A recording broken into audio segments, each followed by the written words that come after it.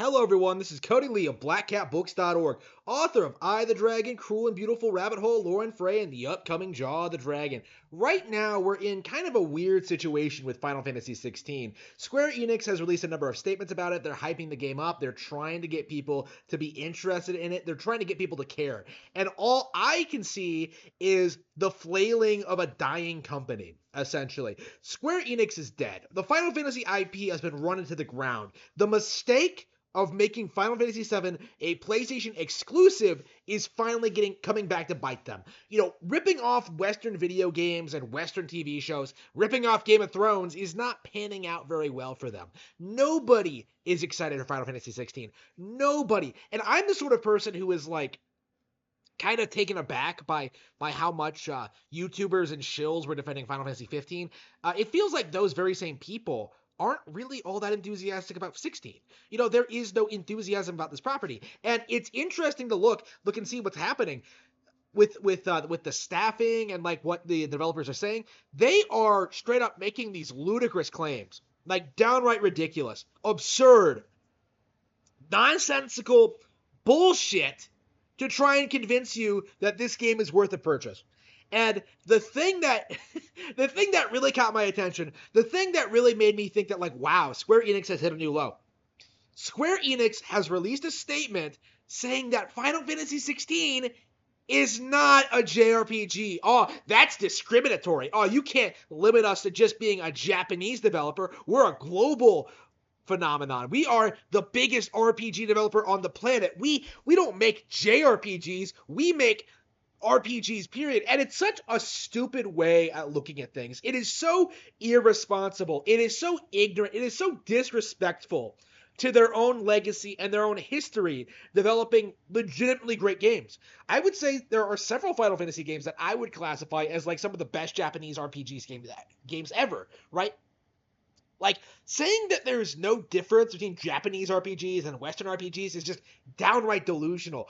Japanese RPGs do have their niche. They do have their audience. They do have their certain appeal. There is not a whole lot of overlap between Japanese RPGs and Western RPGs. They really aren't the same thing at all. And so, what Square is doing is trying to get Western RPG fans, Western gamers, to be more invested into Final Fantasy. They are trying desperately to reach that elusive Call of Duty audience, that elusive Grand Theft Auto audience, that elusive FIFA audience. They think that if they just appeal to the mass market of the West hard enough, they will suddenly become start selling 20 million units and start being a big deal again. It's never going to happen, okay? Final Fantasy has been in decline for years, in part because they disrespected their audience, but mostly because they simply aren't producing good games. The audience has stuck with them through thick and thin, through the Final Fantasy 13 trilogy, through Final Fantasy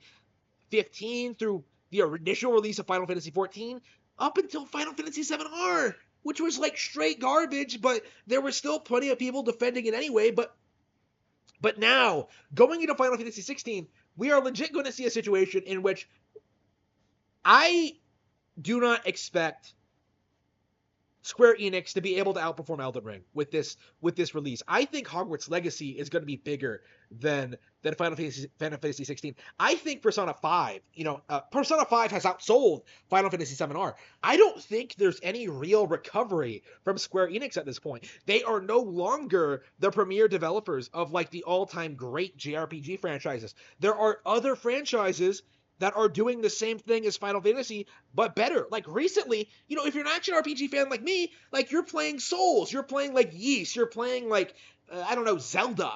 There are so many better alternatives to Devil May Cry Light Edition, Final Fantasy, featuring Final Fantasy. Nobody looking at Final Fantasy ever wanted it to become Devil May Cry, but here we are. That's exactly what we're looking at. It's just this weird perversion of what Final Fantasy actually is. And I don't know what to expect from the popularity of Final Fantasy 16. I expect it's going to have a lot of issues. I expect it's going to be controversial. I expect people are just going to not be all that excited for it. It's going to be hard for, I think, the general audience to get excited over this when Final Fantasy 7R is still unfinished. You know, like, why did they put this out when Final Fantasy VII-R has not even concluded its story? You know, like, it just feels more and more like all of these big Final Fantasy projects, they are just releasing the crickets. Like, who do you know who cares about Final Fantasy Origins, Stranger of Paradise? You know, who cares about like